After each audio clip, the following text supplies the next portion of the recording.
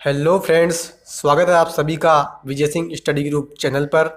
मैं विजय सिंह और लक्ष्मीकांत की पॉलिटी सीरीज फ्रेंड्स अपनी चल रही थी और पिछले लेक्चर में अपन ने कंप्लीट किया था ऐतिहासिक पृष्ठभूमि का चैप्टर, जिसमें कि मैंने आपको 1773 के रेगुलेटिंग एक्ट से लेकर के सन 1947 के भारतीय स्वतंत्रता अधिनियम तक के सभी प्रावधान करवा दिए थे। और फ्रेंड्स, पिछले लेक्चर में मैंने आपसे कहा था कि मैं 10 क्वेश्चन आपके लिए लेकर आऊँगा ऐतिहासिक पृष्ठभूमि के।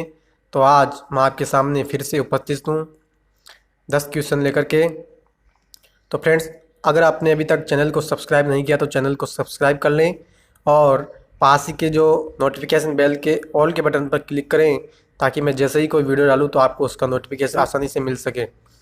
तो फ्रेंड्स, अब हम क्वेश्चन स्टार्ट करते हैं। तो फ्रेंड्स, पहला क्वेश्चन की बात करें तो ये कह रहा है कि निम्नलिखित में से किस अधिनियम को भारत के शासन को अच्छा बनाने वाला अधिनियम भी कहा जाता है। तो फ्रेंड्स, क्वेश्चन कह रहा है कि कौन सा अधिनियम जो है वो भारत के शासन को अच्छा बनाने वाला अधिनियम भी कहा जाता है। तो फ्रेंड्स, मैंने आपको ऐतिहासिक पृष्ठभूमि का चैप्टर जब करवाया था तो मैंने आपसे इस बात की चर्चा भी की थी कि कौन सा अधिनियम जो है वो भारत के शासन को अच्छा बनाने वाला भी कहा जाता है। तो फ्रेंड्स, ऑप्शन ए की अपन बात करें तो पहला कह रहा है 1853 का चार्टर अधिनियम, दूसरा है सन 1947 का भारतीय स्वतंत्रता अधिनियम, तीसरा है 1858 का भारत शासन अधिनियम और चौथा ऑप्शन है कि उपरोक्त में से कोई नहीं।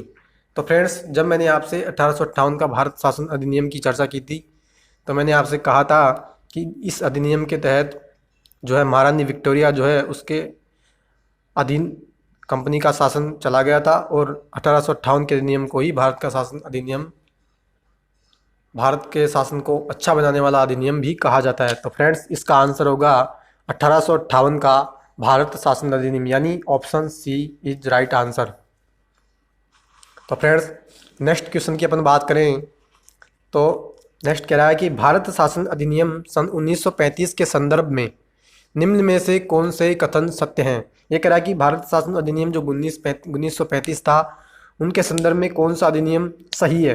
तो ये कह रहा है कि पहला ऑप्शन है इसने अवशिष्ट शक्तियाँ भारत सचिव को प्रदान कर दी, दूसरा ऑप्शन है इसने केंद्र में द्वैध शासन प्रणाली का शुभारंभ किया, तीसरा कह रहा है कि इसने वायसराय का पद समाप्त कर दिया और चौथा कह रहा है कि सभी कथन सत्य हैं।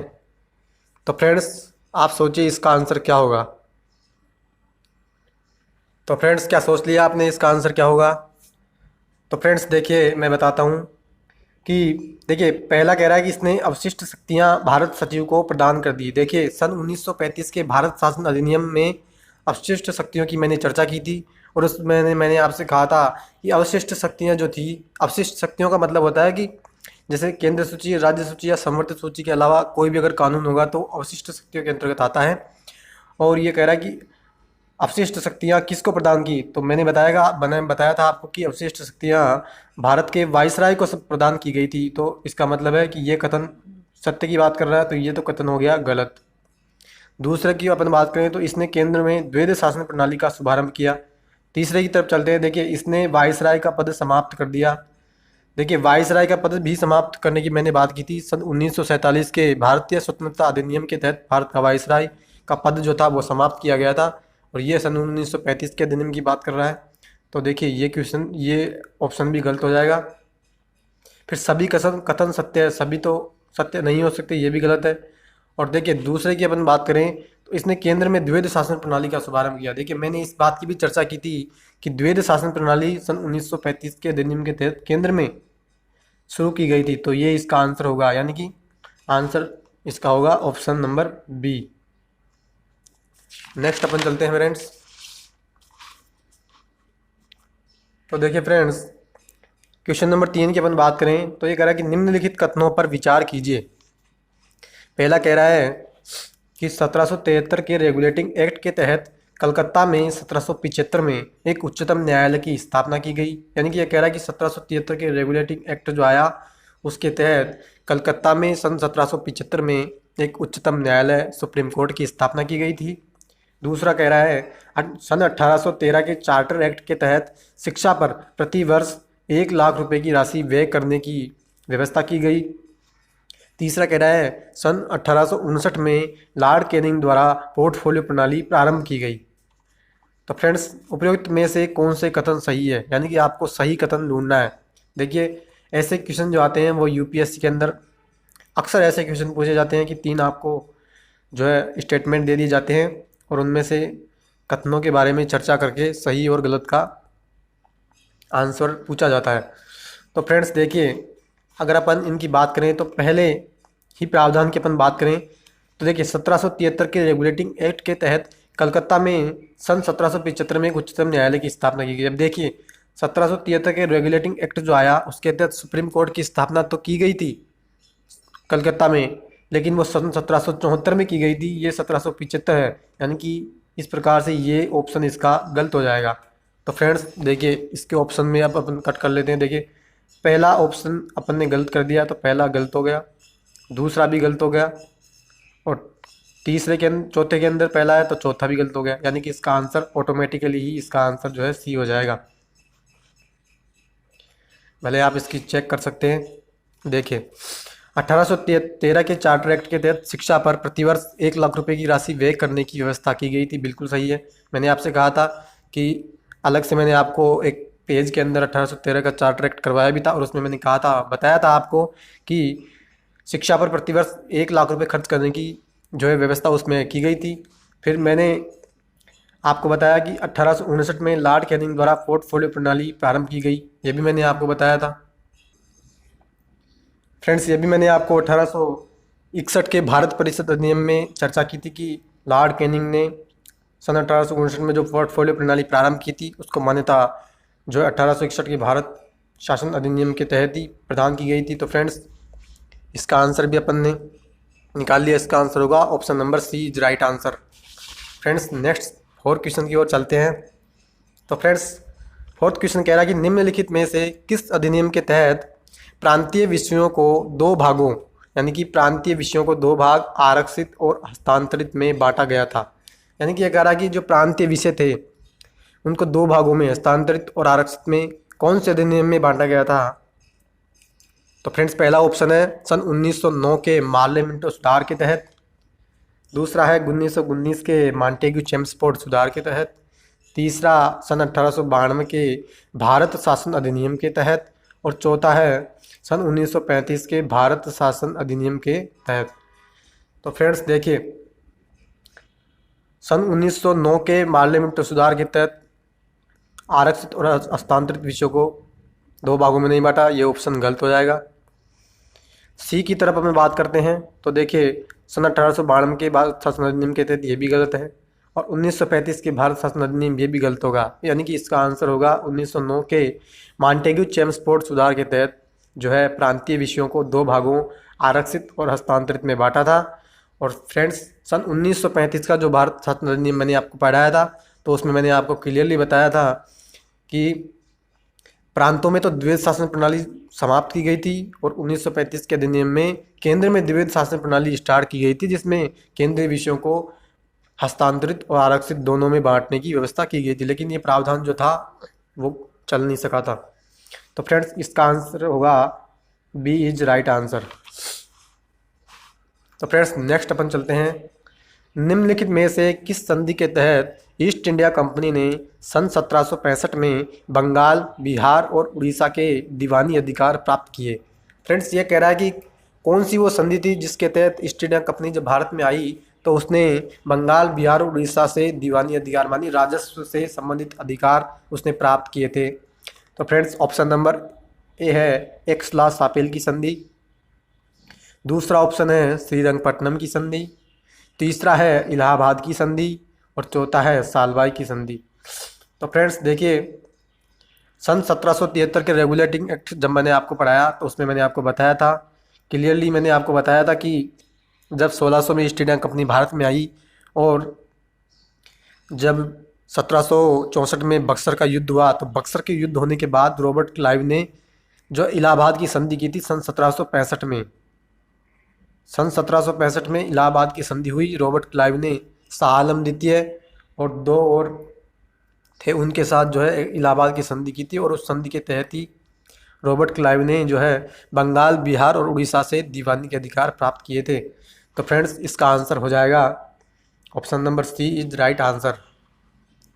तो नेक्स्ट क्वेश्चन है फ्रेंड्स अपना 6 नंबर क्वेश्चन कह रहा है, किस अधिनियम ने देश में पहली बार प्रत्यक्ष निर्वाचन की व्यवस्था प्रारंभ की। फ्रेंड्स ये कह रहा है कि कौन सा वो अधिनियम था जिसने भारत में प्रत्यक्ष निर्वाचन यानी डायरेक्ट जो इलेक्शन होता है उसकी व्यवस्था की थी। तो फ्रेंड्स ऑप्शन ए कह रहा है सन 1892 के अधिनियम ने। दूसरा ऑप्शन कह रहा है 1909 के मार्लियामेंटो सुधार ने। तीसरा ऑप्शन कह रहा है सन 1947 के भारतीय स्वतंत्रता अधिनियम ने। और फ्रेंड्स चौथा ऑप्शन कह रहा है सन 1919 के भारत शासन अधिनियम ने। तो फ्रेंड्स आप सोचिए इसका आंसर क्या होगा। एक बार ऑप्शन आपको मैं वापस बता देता हूँ। ये कह रहा है कि कौन सा अधिनियम ने पहली बार प्रत्यक्ष निर्वाचन की व्यवस्था प्रारंभ की। 1892 के अधिनियम ने, 1909 के अधिनियम ने, 1947 के अधिनियम ने, या 1919 के भारत शासन अधिनियम ने। तो फ्रेंड्स ऑप्शन नंबर ए गलत हो जाएगा। 1892 के अधिनियम के तहत कोई प्रत्यक्ष निर्वाचन की व्यवस्था प्रारंभ नहीं की गई थी। ऑप्शन नंबर बी की अपन बात करें तो मार्लियामेंटो सुधार है जो सांप्रदायिकता से ज़्यादा संबंधित था, तो इसमें भी कोई प्रावधान ऐसा नहीं था। तीसरे की अपन बात करें तो 1947 के भारतीय स्वतंत्रता अधिनियम में भी ऐसा कोई प्रावधान नहीं था। और फ्रेंड्स चौथे ऑप्शन की बात करें तो भारत में 1919 का जो भारत शासन अधिनियम आया, और मैंने आपको क्लियरली बताया था कि प्रत्यक्ष निर्वाचन की व्यवस्था और देश में द्विसदनीय व्यवस्था यानी लोकसभा और राज्यसभा दो सदन जो होते हैं वो व्यवस्था सन 1919 के भारत शासन अधिनियम के तहत ही की गई थी। तो फ्रेंड्स इसका आंसर हो जाएगा option number D is right answer. Friends question number 7 की अपन बात करते हैं। तो फ्रेंड्स कह रहा है किस व्यक्ति को सांप्रदायिक निर्वाचन का जनक कहा जाता है। ये कह रहा है कि कौन सा वो व्यक्ति है जिससे सांप्रदायिक निर्वाचन का जनक भी कहा जाता है। Option number A is Lord Morley, option number B is Lord Canning, option number C is Lord Minto, और ऑप्शन नंबर डी कह रहा है नन ऑफ दी अबव यानी उपरोक्त में से कोई भी नहीं। तो फ्रेंड्स अभी अभी मैंने आपको बताया कि सन 1909 का जो अधिनियम आया वो सांप्रदायिकता से संबंधित था, और उस अधिनियम को मार्ले मिंटो सुधार के नाम से भी जाना जाता है। तो फ्रेंड्स और उसमें अंदर जो लॉर्ड मिंटो भारत के जो राज्य सचिव थे उन्हीं को भारत में सांप्रदायिक निर्वाचन का जनक भी कहा जाता है। तो इसका ऑप्शन नंबर हो जाएगा option number C is right answer. तो फ्रेंड्स नेक्स्ट क्वेश्चन की अपन और चलते हैं। नेक्स्ट क्वेश्चन कह रहा है निम्नलिखित कथनों पर विचार कीजिए। देखिए फ्रेंड्स फिर से यूपीएससी के लेवल का क्वेश्चन आ गया है। वैसे तो सभी यूपीएससी के लेवल के ही हैं, अपनी सीरीज ही लक्ष्मीकांत की पॉलिटी की चल रही है, लेकिन अक्सर ऐसे क्वेश्चन जो होते हैं वो यूपीएससी के अंदर पूछे जाते हैं। तो फ्रेंड्स पहला ऑप्शन कह रहा है कि 1858 के भारत शासन अधिनियम के तहत गवर्नर जनरल का पदनाम बदलकर भारत का वाइसराय कर दिया गया। ऑप्शन नंबर बी कह रहा है मॉन्टेग्यू चेम्सफोर्ड सुधार केवल मॉन्टेग्यू चेम्सफोर्ड सुधार के तहत पहली बार केंद्रीय बजट को राज्यों के बजट से अलग किया गया। ऑप्शन नंबर सी कह रहा है 1781 के एक्ट ऑफ सेटलमेंट के तहत ईस्ट इंडिया कंपनी के राजनीतिक और व्यापारिक कार्यों को पृथक पृथक किया गया। तो फ्रेंड्स ये कह रहा है कि ये जो ऑप्शन है इनमें से कौन सा कथन है गलत कथन है, यानी अपन को गलत कथन इसमें ढूंढना है। तो देखिए पहले कथन की अपन बात करें 1858 के भारत शासन अधिनियम के तहत गवर्नर जनरल का पदनाम बदल करके भारत का वायसराय कर दिया गया, बिल्कुल सही है। मैंने आपको बताया था 1858 का जब भारत शासन अधिनियम आया तो महारानी विक्टोरिया के दिन जब शासन चला गया तो उसमें मैंने आपको बताया था कि गवर्नर जनरल को जो पद था उसको समाप्त कर दिए, भारत का वायसराय और एक अलग से पद भारत सचिव भी लाया गया था। तो ये ऑप्शन नंबर ए सही हो जाएगा।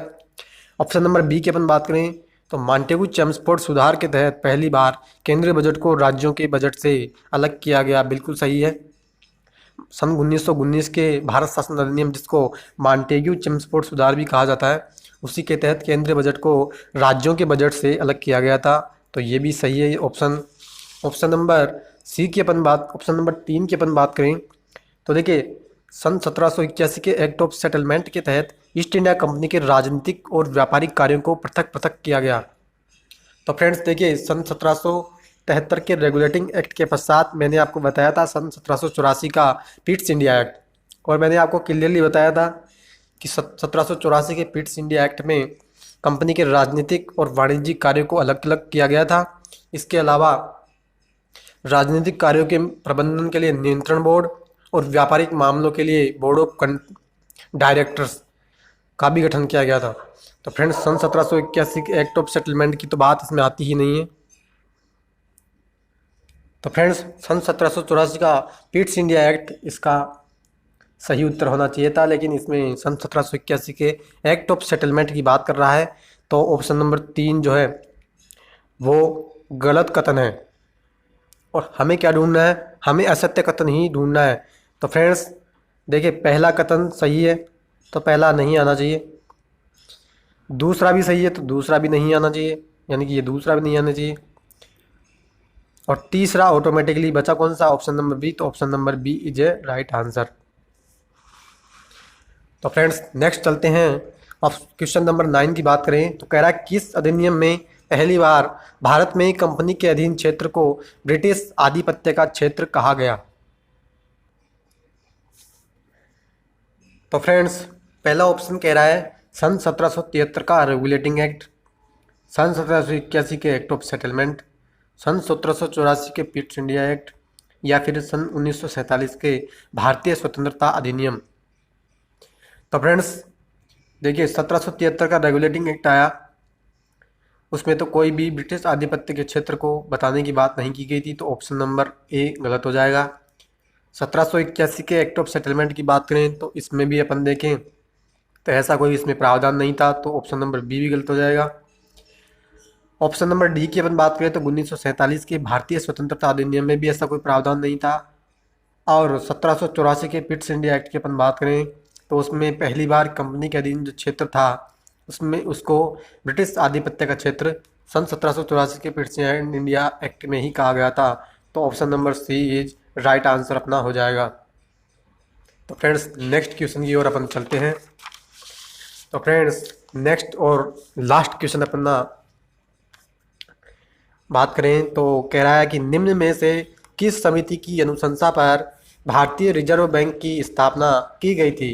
ये कह रहा है कि कौन सा अधिनियम, ये कह रहा है कि कौन सी समिति थी जिसके तहत भारत में आरबीआई यानी रिजर्व बैंक ऑफ इंडिया की स्थापना की गई थी?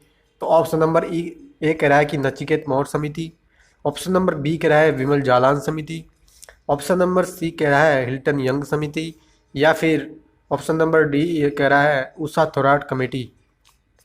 तो फ्रेंड्स मैंने आपको जब 1935 का भारत शासन अधिनियम बताया था तो उसमें आरबीआई की स्थापना की मैंने बात की थी, और उसमें मैंने आपको बताया भी था कि जो है सन 1934 में हिल्टन यंग कमेटी गठित की गई थी, और हिल्टन यंग कमेटी की अनुशंसा पर ही भारत में जो है RBI reserve bank of India की स्थापना की गई थी। तो इसका आंसर हो जाएगा option number C. Option number C is right answer. तो फ्रेंड्स ये थे अपने ऐतिहासिक पृष्ठभूमि में 1773 के रेगुलेटिंग एक्ट से लेकर के सन 1947 के भारतीय स्वतंत्रता अधिनियम तक के क्वेश्चन। तो उसमें मैंने आपको 10 क्वेश्चन जो इम्पोर्टेंट होते हैं, जो अक्सर एग्जाम में पूछे जाते हैं, मैंने आपको करवा दिए हैं। तो फ्रेंड्स आपको ये क्वेश्चन कैसे लगे आप मुझे कमेंट बॉक्स में कमेंट करके ज़रूर बताएं। और फ्रेंड्स अगर आपको ये वीडियो अच्छी लगी तो प्लीज़ वीडियो को लाइक करके चैनल को सब्सक्राइब जरूर करें, ताकि मैं जैसे ही कोई वीडियो डालूँ तो आपको उसका नोटिफिकेशन आसानी से मिल सके। तो फ्रेंड्स अब अपना next lecture Laxmikanth polity series में स्टार्ट होने जा रहा है, दूसरा making of the constitution of India यानी भारत में संविधान का निर्माण। तो फ्रेंड्स नेक्स्ट चैप्टर अपन स्टार्ट करेंगे। तो फ्रेंड्स अब मिलते हैं नेक्स्ट वीडियो में, तब तक के लिए thank you, have a nice day and Vande Mataram.